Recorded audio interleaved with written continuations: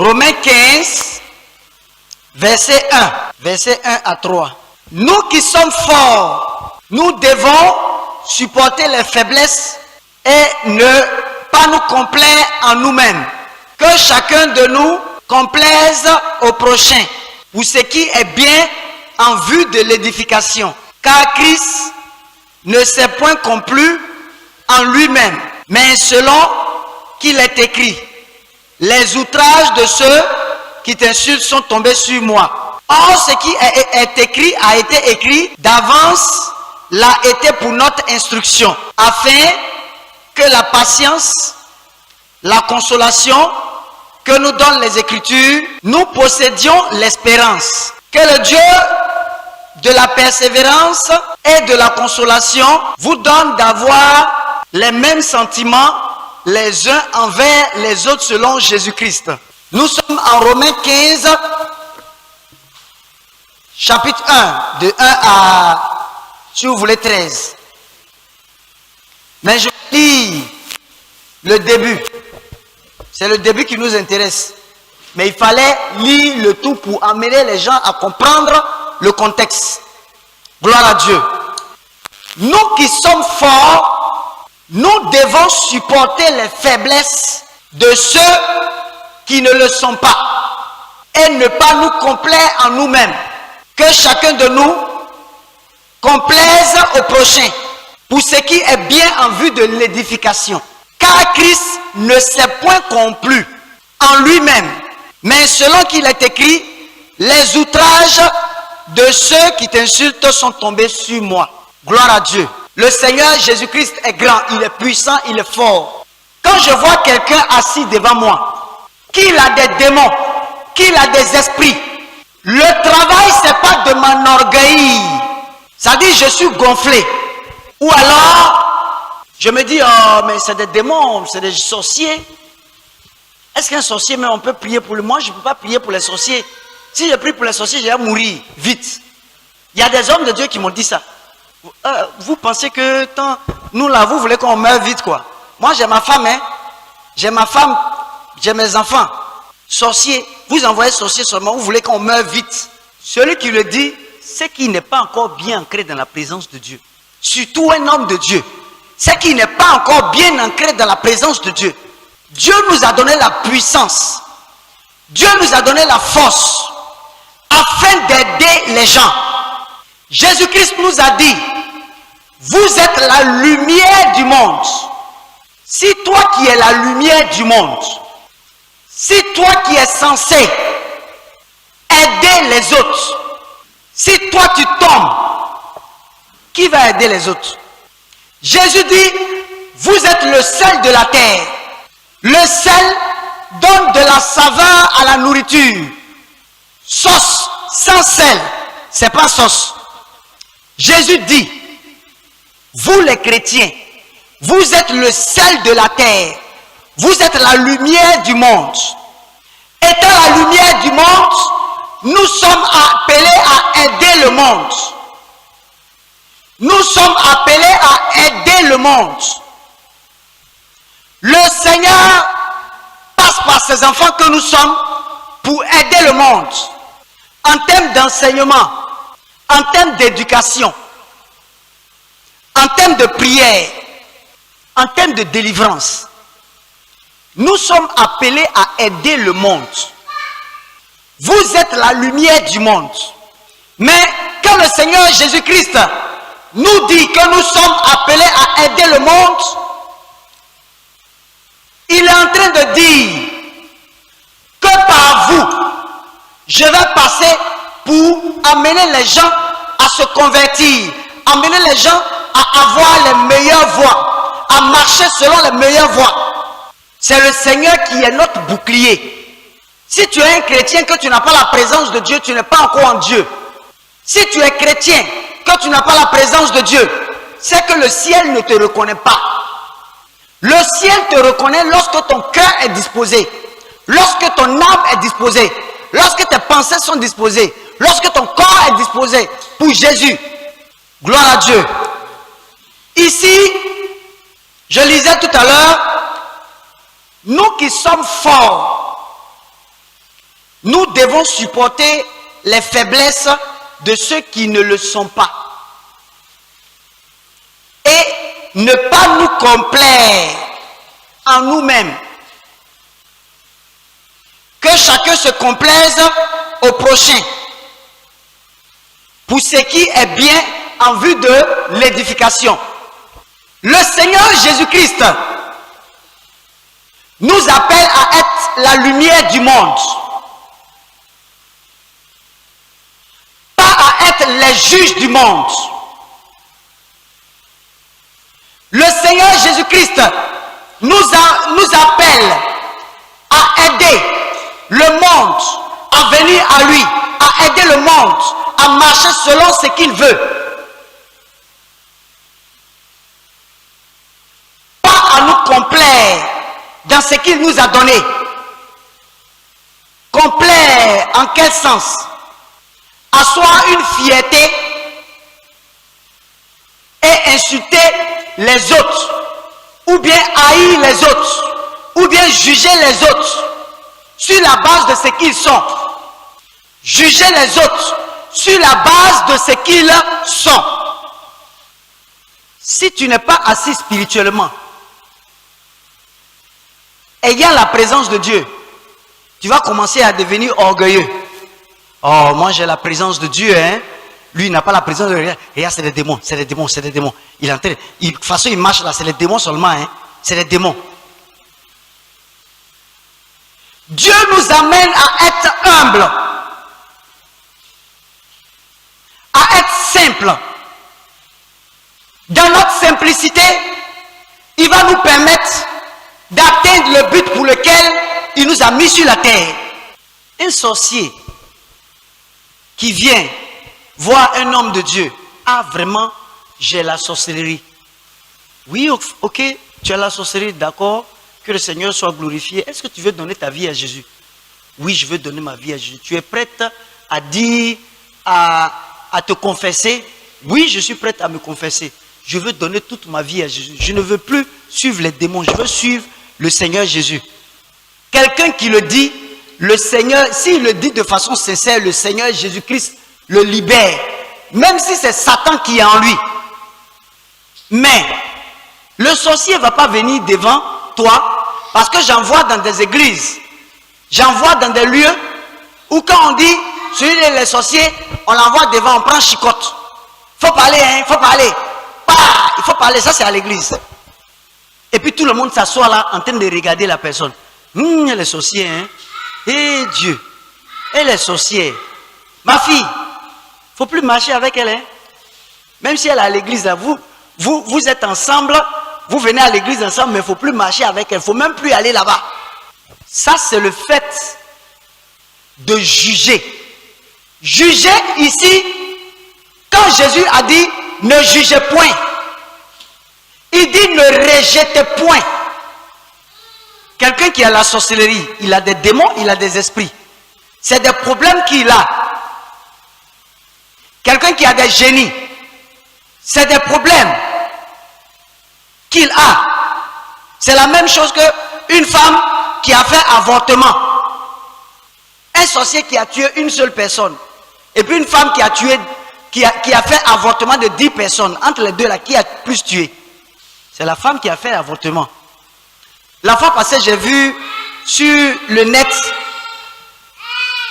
des sorciers que le village est venu brûler vif. Et les gens les ont soulevés, puis les ont brûlés vis-à-vis. C'est les jeunes du village qui les ont tués. C'est des vieux. Je me suis assis et puis j'ai eu un ressentiment dans le cœur. Nous n'avons pas à lutter contre la chair. Nous avons à lutter contre les esprits méchants. Nous n'avons pas à lutter contre la chair. Nous avons à lutter contre les esprits méchants. S'il y a un sorcier chez toi, que tu ne cherches pas sa délivrance, que tu le tues, c'est lui que tu as tué, c'est son corps que tu as tué, voilà. Mais le démon là, tu ne l'as pas tué. Il va sortir de son corps, il va entrer dans un autre corps. Et puis il va venir faire la même chose là. c'est que tu vas tuer tout le monde. Dans les familles, la sorcellerie se transmet de génération en génération. C'est-à-dire quand la mère doit mourir, elle donne sa sorcellerie à quelqu'un, soit à sa fille, c'est très souvent à leurs enfants, à sa fille, pour que sa fille continue de travailler. Vous voyez un peu, les sorciers, avant de mourir, soit ils peuvent dire, envoyez ma fille, je vais la voir. Elle veut lui transférer. Donc si tu as tué le sorcier, ou bien la sorcière, tu n'as rien fait. Parce que ce n'était pas l'homme là qui faisait. C'est les esprits qui étaient en lui là, qui l'obligeaient à faire ça. Gloire à Dieu. Amen. Dieu nous appelle à aider.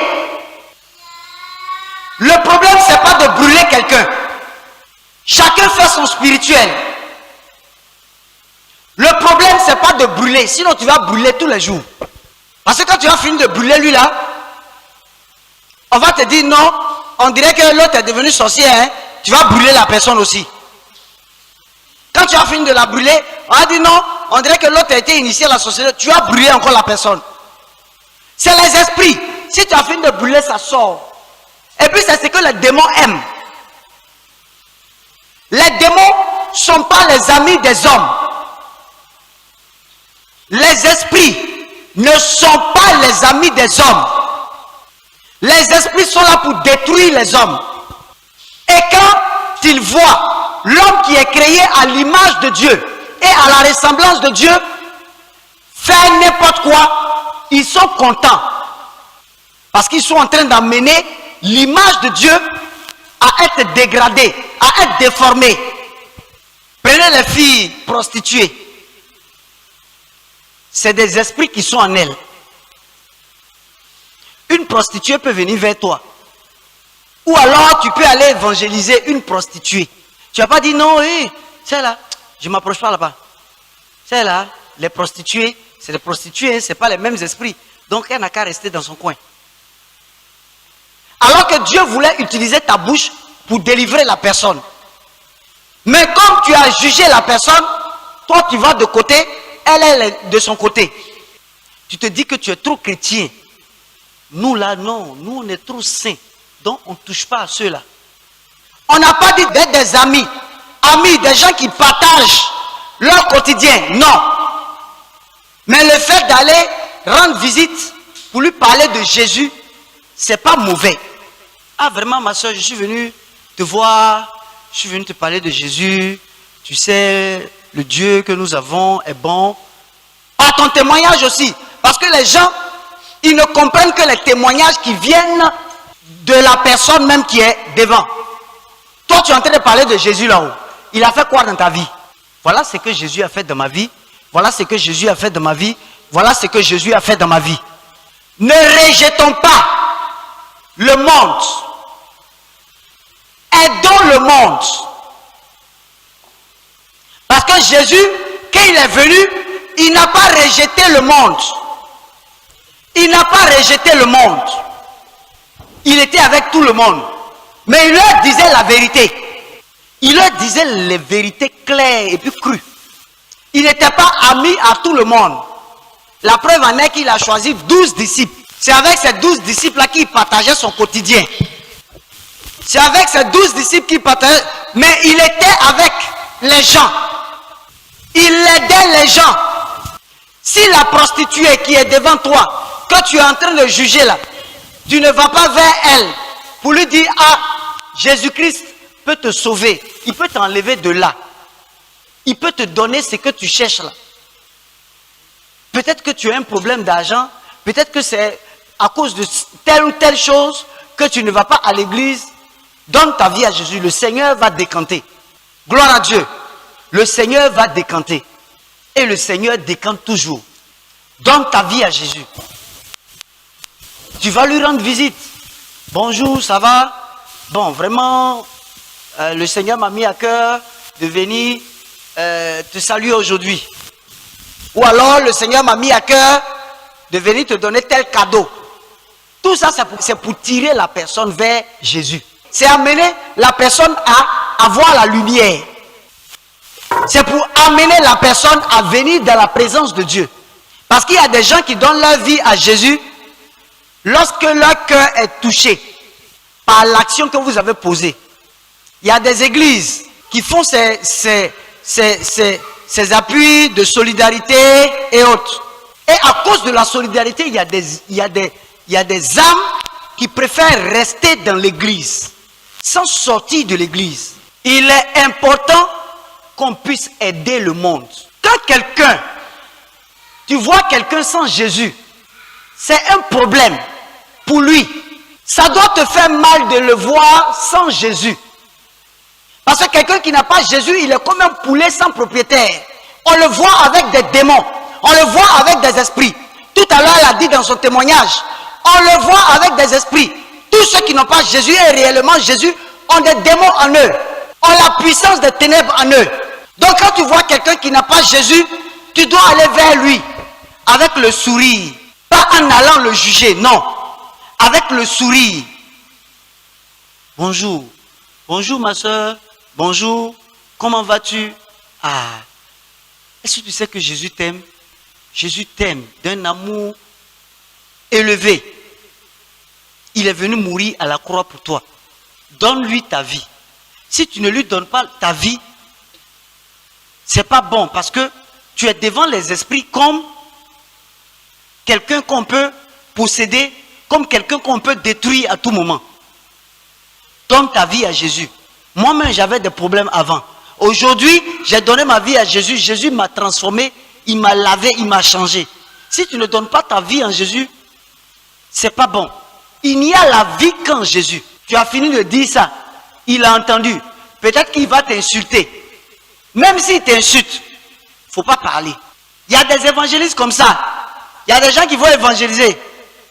Quand le diable commence à faire sa mue, eux, ils entrent dans la ruse du diable. Il n'est pas délivré. Tu allais l'évangéliser, il a commencé à t'insulter. Ce n'est pas à toi de parler. Tu souris simplement. Ah, vraiment, c'est que ce qui est sûr, après je vais venir. Le jour où tu seras bien disposé, je vais venir. Même s'il t'a giflé. Si le Seigneur te met à cœur de revenir là-bas, va. On voit par exemple les sorciers, les anciens sorciers. Ah, vraiment, je suis venu rendre un témoignage. J'étais sorcier, le Seigneur m'a délivré. Les gens s'arrêtent. Et donc, elle était sorcière. Hein? Ah, elle était sorcière. Donc toi, tu ne crois pas que Jésus peut délivrer? Ou bien toi-même qui es assis, qui dit, elle était sorcière là, toi-même tu es bon? Jésus a dit dans sa parole, celui qui dit qu'il est bon, il est le plus grand menteur. Il est le plus mauvais. Il est le plus grand pécheur. Si quelqu'un s'arrête devant vous, et puis il dit que lui là, il est trop bon, c'est à cause de ça Dieu l'a élevé à ce niveau. C'est un menteur. Nous sommes dans la présence de Dieu par la grâce de Dieu. C'est la grâce de Dieu qui, moi, me permet d'être devant vous ici. Sinon, moi, je n'ai jamais espéré m'arrêter devant la chair pour parler. Si je suis là aujourd'hui, c'est parce que Dieu le permet. Et c'est par pure grâce. Sinon, ce n'est pas parce que je suis bon que quelqu'un. Il ne s'agit pas de penser qu'on est trop bon, on est trop juste. C'est à cause de ça, le Seigneur est là. Donc, on passe notre temps à juger. Non, celui-là, il ne faut pas aller là-bas. Celui-là, il ne faut pas aller là-bas. Celui-là, il ne faut pas faire ça. Celui-là, il ne faut pas faire ça. Non. Évangélisez autant que faire se peut. Parlez-leur de Jésus. Si vous voyez quelqu'un qui n'a pas Jésus, allez vers lui. Quand vous êtes chrétien, quand quelqu'un n'a pas Jésus, c'est avec pitié que vous allez vers la personne. C'est comme un enfant qui ne connaît rien. Même si la personne a les diplômes, même si la personne est docteur, agrégé, prenez la personne comme quelqu'un qui ne connaît rien. Ah, vraiment, Dieu t'aime. Donne ta vie à Jésus. Jésus veut te sauver. Jésus t'aime. Sans toutefois le blâmer. Sans toutefois le blâmer. Comprends. Dis-toi que c'est parce qu'il ne connaît pas.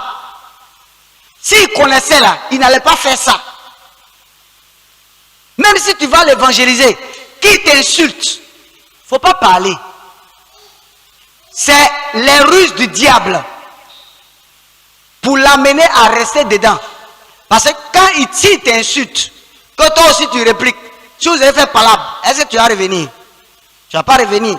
Donc, puisque le diable n'est pas en toi, que le diable est en lui, le diable peut le posséder pour t'insulter, même pour te frapper. J'ai le témoignage d'un pasteur qui allait évangéliser un jour la femme d'un colonel, un commandant de l'armée. Quand il allait, il ne voyait pas le monsieur. Donc, il allait chaque fois, sa femme lui disait de venir, tout ça. Et il allait un jour et puis le monsieur était là. Le monsieur a commencé à les saquer. Le monsieur leur a dit, mettez-vous là, pompez. C'est des hommes de Dieu, hein. Pompez, sinon, pistolet que j'ai fait sortir là, je vais tirer sur vous tout de suite. C'est ce qu'on appelle violation à domicile. Vous avez venu chercher ma femme. Et ils se sont mis à pomper. Pomper, homme de Dieu. Il est en train de pomper. C'est pas pour les enfants. Voilà. Mais c'est dans ça qu'il y a la vie de Dieu, qu'il y a l'amour de Dieu. C'est dans ça qu'il y a la fidélité à Dieu. C'est dans ça que Dieu voit que vous l'aimez. Mais quand vous finissez de pomper là, quand vous vous levez, vraiment que le Seigneur vous bénisse. Amen. Bon, au revoir, au revoir. Vous partez. On ne va pas faire palabre là. Non, je suis le Fils de l'Éternel. Si tu fais, tu vas mourir demain. Non. Jésus ne nous a pas appelés à tuer les gens. Jésus nous appelle à aider les gens. Qui sait? Peut-être que l'acte qu'il a posé et puis vous n'avez rien dit là, ça peut l'amener à revenir, à venir à Christ. Ben, il se dit qu'il a fait du mal à des serviteurs de Dieu. Ils n'ont rien dit. Ils l'ont béni plus tôt et puis ils sont sortis.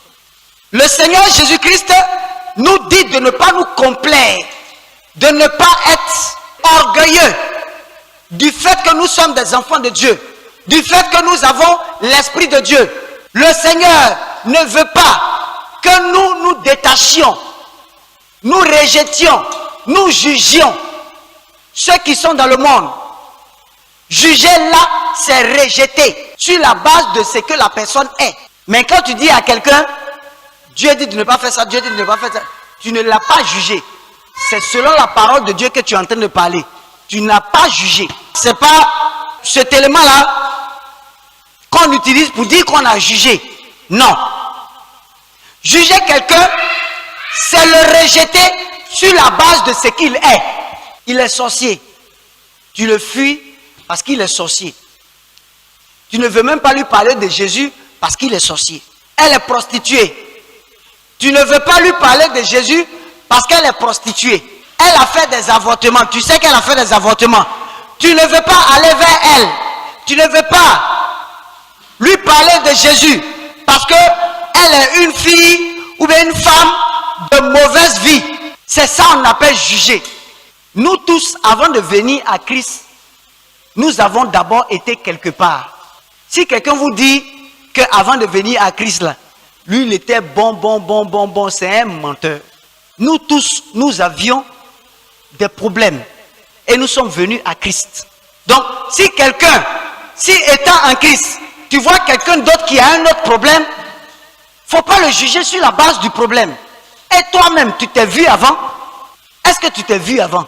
Tu sais qui tu étais avant? Gloire à Dieu. Car Christ ne s'est point complu lui-même. Mais selon qu'il est écrit, les outrages de ceux qui t'insultent sont tombés sur lui. Jésus, quand il est venu, il pouvait dire non, ceux-là, ils ne sont pas de ma trempe, je ne peux pas marcher avec eux. Mais il a laissé toute sa royauté. Et puis, il s'est fondu à nous. Mais en nous disant la vérité et en marchant avec nous. Et le Seigneur se manifestait au fur et à mesure. Et les gens voyaient. Les gens voyaient. Les gens voyaient. Les gens voyaient. Et ils donnaient leur vie à Jésus. Je suis en train de parler ici aussi du fait que un chrétien doit se donner en sacrifice pour les autres.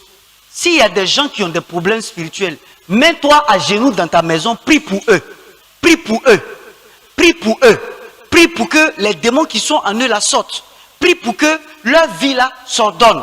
Ça doit te faire mal de voir des gens qui n'ont pas Jésus. Ça doit te faire mal de voir des gens dans les rues qui jusqu'à présent n'ont pas Jésus, qui sont manipulés par les ténèbres, qui sont manipulés par la puissance des ténèbres. Ça doit te faire mal. Tu dois te mettre à part pour prier. Prier pour eux. Le chrétien, il est comme un sacrifice vivant. Dieu passe par lui pour délivrer. Dieu passe par lui pour amener des gens à la conversion. Mais si lui déjà il juge, comme je l'ai dit, juger, c'est pas le fait de dire la vérité à quelqu'un. Ça, c'est pas juger quelqu'un. Si j'appelle un frère catholique et puis je lui dis que la parole de Dieu dit, on ne doit pas s'agenouiller devant une statue, je ne suis pas en train de le juger. Je suis en train de lui dire ce que la parole de Dieu dit. C'est cette parole-là qui va nous juger. Donc, je suis en train de lui dire ce que la parole de Dieu dit. Je ne suis pas en train de le juger. Très souvent, les gens disent, non, ceux-là, ils pensent qu'ils sont les meilleurs chrétiens, qu'ils passent leur temps à nous juger. On va vous juger par rapport à quoi? Si la parole de Dieu, si moi-même qui suis arrêté, je fais des choses qui ne sont pas inscrites dans la parole de Dieu, si vous me dites là, vous voulez mon bien, vous n'êtes pas en train de me juger. Vous voulez que je change pour aller au ciel. C'est mon bien que vous voulez. Mais vous n'êtes pas en train de me juger. Vous êtes en train de me dire la vérité. La vérité vient du livre de Dieu, la Bible. Juger, c'est rejeter sur la base de ce que la personne est. Gloire à Dieu. Gloire à Dieu. Ne jugeons point. Ne jugeons point. Ne jugeons point. Mais quand vous allez aussi, dites la vérité de Dieu telle qu'elle est. Ça, c'est pas juger quelqu'un. Voilà. Gloire à Dieu. Gloire à Dieu. Amen. Acclamons le Seigneur Jésus. Vous souffrez de maladies mystiques. Votre situation est bizarre. Votre situation est étrange. Vous n'arrivez plus à comprendre ce qui vous arrive. Vous souffrez de folie. Vous êtes victime de la sorcellerie. Des yeux, vous êtes génie. Nous voulons vous dire qu'il y a encore de l'espoir pour vous. Le Seigneur Jésus-Christ est vivant et il agit encore. Appelez dès maintenant la mission internationale pentecôtiste armée de prière et de délivrance en Jésus-Christ. Et le Seigneur vous accordera cette restauration au numéro qui s'affiche au bas de l'écran. Et le Seigneur vous donnera la restauration tant attendue. Dieu vous bénisse. La mission internationale pentecôtiste armée de prière et de délivrance en Jésus-Christ. Ministère que le Seigneur Jésus-Christ, Dieu Tout-Puissant, utilise dans la délivrance des sorciers, la délivrance de toute possession de génie, des esprits errants, esprits sataniques, esprits de folie, dans les miracles, les guérisons, les révélations, les enseignements et dans la construction de vie. Vous invite à ces cultes tous les mardis de 18h à 20h et les dimanches, ces cultes d'adoration, de louange et d'enseignement de 15h à 18h à Angré 8e tranche au feu de Sycomex en face de la pharmacie Ave Maria de la cité BCAO. Tu es malade, tu souffres de malédictions de famille ou des hôtels sataniques. Tu cherches une solution à ton problème, quel que soit ton cas ou l'état dans lequel tu te trouves. Sache que ton déblocage et ta délivrance se fera de façon exclusive en, par et avec Jésus-Christ. Infoline 00225 49 24 89 92 04 77 04 70 08 22 09 98. Jésus-Christ t'aime et il est prêt à te libérer totalement. Shalom.